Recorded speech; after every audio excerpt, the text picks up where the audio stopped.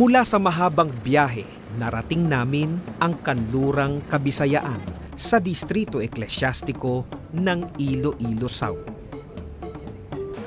Maalon na karagatan ang aming tinahak. Marating lamang ang mga ipinatatayong kapilya o barangay chapel. Sa pangalawang araw ng aming paglalakbay, inihanda na kami ng mga ministro at mga may tungkulin sa kakaharapin naming hirap sa pagpunta sa isa pang barangay chapel na nasa bayan ng Haniway. Barangay Barasalon ang aming destinasyon. Mahigit 50 kilometro ang layo nito mula sa tanggapang pandistrito ng Iloilo South. At mula sa barangay na nasasakupan ng lokal ng Kipot, ay wala ng sasakyan na maaari pang makapasok. Dito na kami nagsimulang maglakad. Humigit kumulang 20 kilometro bago namin marating ang Barasalon. Pagkatapos ng mahigit 2 oras na paglalakad sa madamo, lubak-lubak at maputik na lupa, ito na ang bumungad sa amin. Mula doon sa distrito, naglakbay tayo ng mahigit na 2 oras hanggang doon sa may lokal ng Kipot. Kaninang alas 4. Ngayon, mula sa Kipot hanggang doon sa pupuntahan nating lokal ng Barasalon, ay maglalakbay pa tayo ng mahigit 3 oras. Halos nagsisimula pa lang tayo dito sa lakbayin nating ito. Medyo mahirap.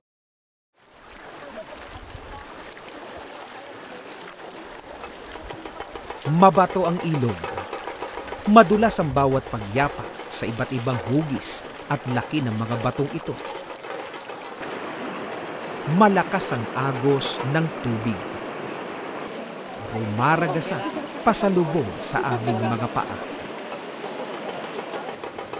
Bawat hakbang ay peligroso sapagkat may mga bahagi ng ilog na malalim.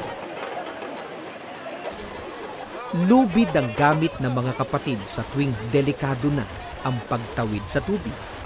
Lubid din ang ginagamit kapag kailangang umakyat sa mga bahaging matataas kapag umiiwas sa bahagi ng ilog na lampas tao.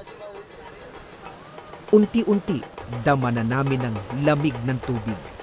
Natanong na namin sa aming sarili, gaano pa kaya kalayo ang aming lulusungin, lalo't ang aming kinalalagyan ay nasasakop pa rin ng Barangay Kipot.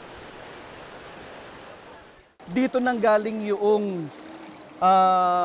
pangalan ng lugar na ito ng Kipot. Dahil dati, Makipot lang ito, na yung mga kapatid ang siyang nagpunta sa Barasalon para magsagawa ng mga pagmimisyon. Dito sila dumadaan sa ilog na ito.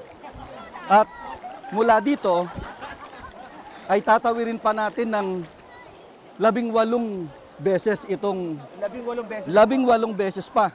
28 beses kinakailangang tawirin ang ilog sa kabuuan bago marating ang lokal ng Barasalon. Mahaba-haba pa ang aming lakbayin. Ang tubig na ito na aming nilalakaran ay mula sa 2 nagsasalubong na ilog, ang Suwagi River at ang Magapa River. Sa ilog ding ito dumaan ang mga construction workers ng iglesia. Sa ilalim ng Iglesia ni Cristo Engineering and Construction Department para itayo ang barangay chapel sa baryo ng Barasalon. Mano-mano ang pagbubuhat. Bawat isa ay may dalang mga materyales. Sinuong ang lakas ng agos ng tubig, matupad lamang ang layunin ng pamamahala na sa barangay Barasalon ay matayo ang maganda at maayos na kapilya.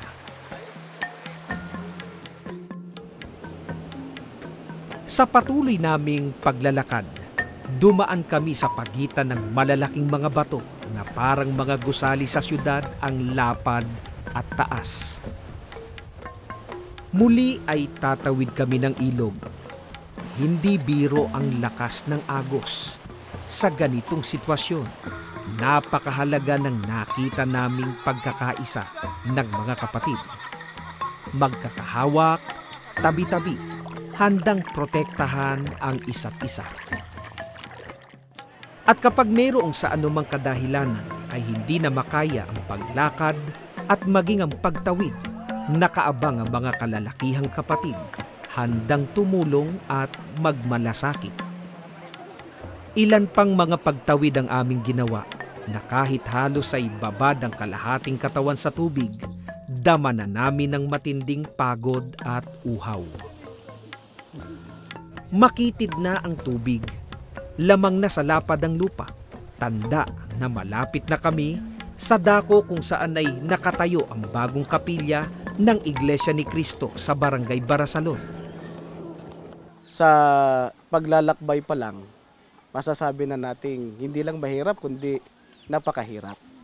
May pagkakataon pa kahit may kalamidad, may bagyo. Pagka may bagyo ay matas yung tubig, hirap tumawid yung mga kapatid para makatawid kung saan yung dako na doon may gagawing pagmimisyon, lalo na doon sa dako ng pagsamba.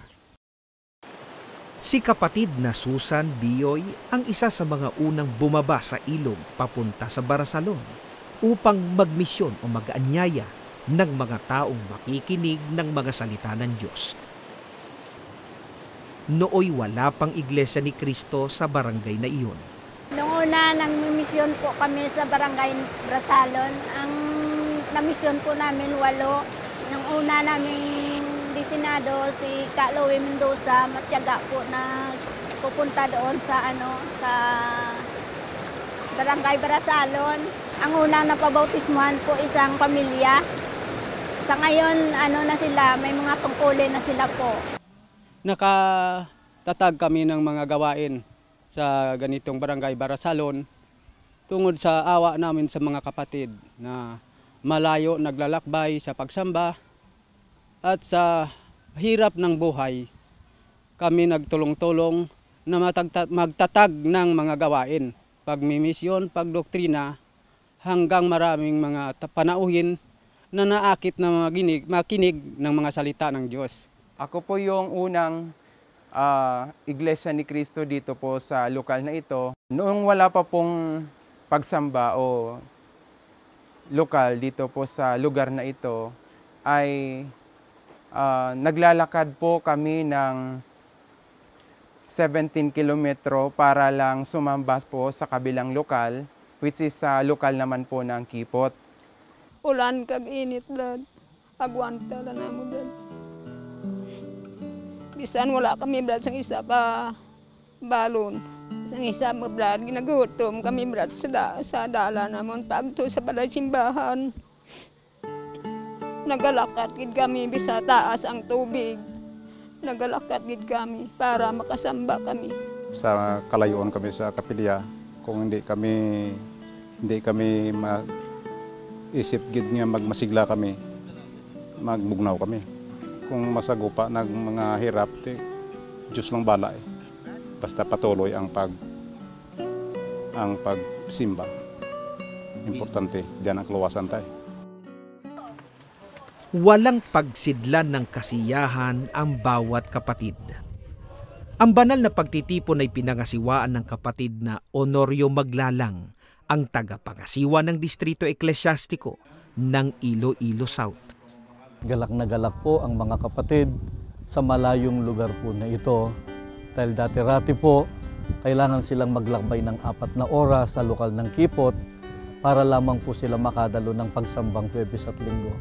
Pero ngayon, narito na po yung magandang gusaling sambahan na dito na nila isasagawa ang kanilang pagsamba sa atin pong Panginoon Diyos.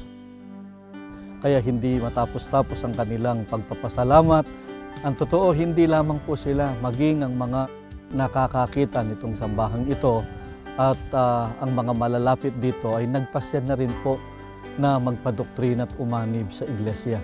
Dahil sa natutuwa sila, sa kabila ng napakalayo po nitong lugar na ito, ay natayuan ito ng isang maayos na sambahan. Mula pa sa sugo at sa mga naunang mga ministro ay kitang-kita po talaga yung pagtatapat. Ito po yung pinakauna kong destino. Dito po ako dinestino ng pamamahala. Kahit na malayo po ay tiniis po yon alang-alang sa pagtupad ng tungkulin. Galak na galak po kami kasama po yung mga kapatid po dito sa lokal ng Barasalon dahil po sa maganda at maayos na gusaling sambahan na ipinatayo ng ating pamamahala sa loob ng Iglesia ni Cristo. Nagpasalamat kami sa Diyos kag kay Otod Eduardo Manalo kay tungod na napatayo pala yung simbahan. Ang kanila nalang sinasampalatayanan, ipagmamalasakit sila ng pamamahala sa loob ng iglesia na darating din ang panahon. Magkakaroon po ng kapilya sa bundok na ito. Ito na nga po ang katuparan ng kanilang matagal na ring hinihintay. Sa 2 araw na makasaysayang paglalakbay, nasaksihan ng aming grupo kung gaano nagtapat sa tungkulin ang mga kapatid sa distritong ito ng Iloilo South. Ministro man o manggagawa, may tungkulin man o kaanib na pinangangasiwaan. Nasa syudad man o liblib na dako, dulo man ng dagat o ibayo man ng ilog ang kinatitirhan. Saan man siyang barangay naninirahan, anuman ang kanyang katayuan sa buhay, iisa ang aral na pinaninindiganan. Ang aral na tinanggap sa sugo ng Diyos at sa pamamahalang inihalal. Ang aral na kailanman ay hindi tatalikod, hindi uurong, ni magtataksil sa sinumpaang tungkulin sa loob ng kanyang bayan. Hanggang kamatayan, hanggang sa paghukom. Maskin ano pa matabo, di kami magbulag sa Iglesia ni Cristo. Kasi diyan ang kabuhay natin. Masaya po kami dahil po alam po namin na sa ginagawa po namin, ito pong makakapagpatibay po sa amin at makapagliligtas po sa amin. Wala man kaming maipagmamalaki sa ganang aming mga sarili, pero yung pananampalatayang mayroon kami at ang pagkakilala namin sa loob ng Iglesia ni Cristo ay isang malaking kayamanan namin na kailanman hindi namin ito iiwan. Sukdulang magbuwis man kami ng buhay. Mula noon, brother, Iglesia ni Cristo, hanggang ngayon, brother, hindi kami magbabago hanggang sa kamatayan. Sige lang panata namin araw-araw. Hinigit ko na mo pagpabayaan ng amon tungkulin, Brad. Para nga may kaluwasan kami mag-abot paghukom.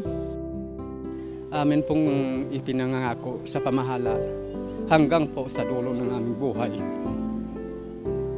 Kami po ay nangangako na hindi kami aalis sa iglesia. Hanggang kami may buhay, tutupad kami ng aming tungkulin.